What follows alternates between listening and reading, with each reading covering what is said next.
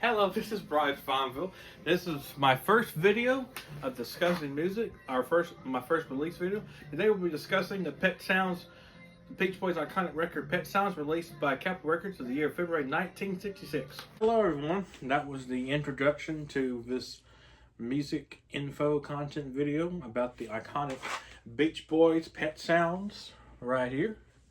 And back in 1965. Brian Wilson from the Beach Boys wanted to make an iconic record that would be the greatest pop masterpiece record of all time. And in 65, he went to Capitol Record Studios and was trying to work up something different from their surf rock music sound. So, Brian Wilson hired the band that's not really known for their, it's kind of underrated, is the Wrecking Crew. All these famous session musicians were famous.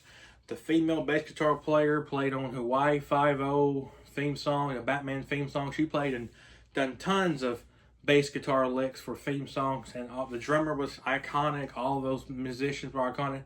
The big brass orchestra was iconic. So Brian Wilson hired them to be the band on Pet Sounds record, and that caused a lot of friction between Mike Love and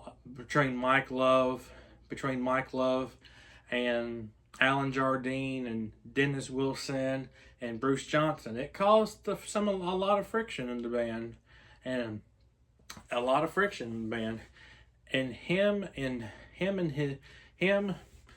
Brian Wilson and Tony Asher, that was the music producer at Capitol Records, said this is a masterpiece. This is probably, he says it's going to be the next Frank Sinatra, is what Tony Asher said. And Brian Wilson was the mastermind by curating very unique sounds. And probably one of my favorite songs on this is Would It Be Nice? But my all-time favorite one off this is Golly Knows. And Golly Knows has a great drum beat to it, and just a great horn section. Goes na na na na na na na na, and every song off this album is golden. It's phenomenal.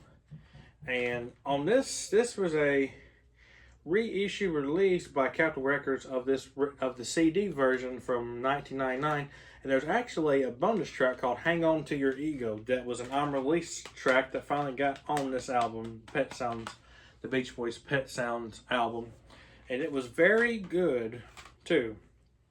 And all these songs are great, like Sloop John B and Here Today, and there's no one I like that's called I Just Wasn't Made for These Years, and Carolina Knows good, Pet Sounds is good, Here Today, Sloop John B, and You're Still Believing Me, Wouldn't Be Nice. Would Be Nice is amazing. Is an amazing classic Beach Boys record. For a while, Beach Boys and them had some friction over this because they didn't really play any musicians. They didn't really play in their stuff. They didn't really, the musicians on here, Wrecking Crew was. They wasn't the Beach Boys. The Beach Boys did most of the vocals, but none of the guitars or drums or anything. It was mostly the Beach Boys did their vocals. And for a while, Brian Wilson and them had some friction between us for years and years. Then they kind of recited their friction later on, years later. And and every song on this album is classic. And when it came out from Capitol Records on the Billboard, it did not chart that good. And a little known music story about it, when Brian Wilson showed this Capitol Records, the Capitol Records didn't know how to commercial musicalize it, because it was such a different record they ever did. It was such a different record they ever did, because it was kind of like experimental rock, psychedelic rock, art rock, and it was rock and roll, but it was a different type of rock and roll. This is probably one of the greatest concept albums that ever came out in the year 1966. It was probably one of the best albums that ever came out in the year of 1966, in my opinion. And it's a great album, and I'm glad my first music video content video I've released today is just covering this album and some stories you don't know, and just the iconicness and the story behind it. And another thing is that there's an God Only Knows is probably one of the best songs. It probably has one of the best intros to it, but just Brian Wilson's vocals at the beginning is so good. It's very isolated vocals and such a great harmonizing and melodic tune on there. Very good music notes in it, and he did all the record. He did all the vocals. Him and the Beach Boys did all the vocals before it, but he mostly wrote all the songs on it and did mostly all the composing with the Wrecking Crew. It was in the sound booth and the soundboard and all that, and the sound booth doing the soundboard and all that. So he mostly masterminded this Pet Sounds record for all of it. And that's when the Beach Boys kind of went downhill just a little bit after, because that's when their records kind of flopped after the 60s, because they weren't that surf rock movement sound that people were used to, and there was a different generation in the late 60s that were listening to more like psychedelic rock, like Pink Floyd, Emerson, Lake and Palmer, King Crimson, and Pink Floyd was getting their start at the end of like the late 60s. So that's why the Beach Boys did this kind of a different experimental concept rock album, which is an amazing album. And then I also wanted to pay tribute to Brian Wilson too, because he passed away just a few weeks ago. A great musical legend, a great songwriter too, and the original founder of the Beach Boys, a great rock band from the 60s. If it wouldn't be for Brian Wilson, we probably wouldn't have gotten this great Pet Sounds album at all. We wouldn't have. It was a phenomenal album, and it's still a phenomenal album today. And years later, it actually did get more critical. It was more a critical album, actually. Years later, it has been named probably one of the greatest pop albums of all time. It has been named one of the greatest concept albums of the late 1960s. It's a very phenomenal album. And I tell you another good one here is called Sloop John B, which is a great Beach Boys song. It has a very unique sound, melodic tune to it. It's very good, very well done. It was produced by Brian Wilson. All of this was done by Brian Wilson with Tony Asher from Capitol Records. It's a great album. And let's see here. And one more last thing before I go. I'm actually going to play Wouldn't It Be Nice on the drum set.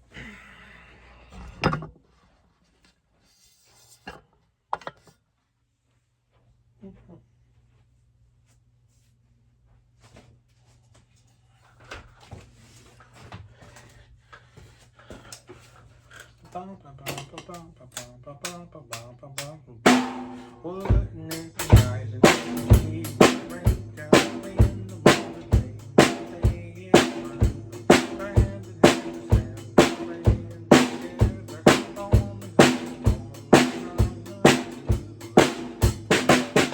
it be time together we can make it. Listen, listen, listen, never ending. Wouldn't it?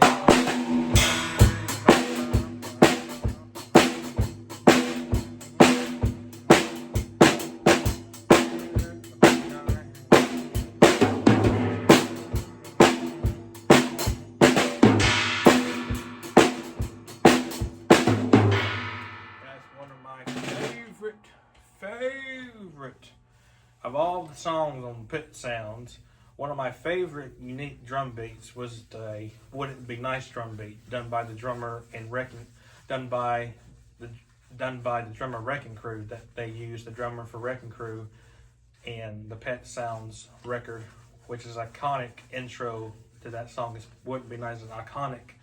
And the synthesizer keyboards they use in that, and just all the unique experimentation musicians they do, experimentation, instrumentalism they do. There's like two songs in there that's instrumental, like the Pet Sound is an instrumental song, which is amazing. instrumental with all the horns and brass orchestra and all that, the guitars and bass and all the upright bass they used in that was amazing. And I just wanted to play this, I just wanted to play you a little of it on my drum set. Was the first song off the record, was Wouldn't It Be Nice?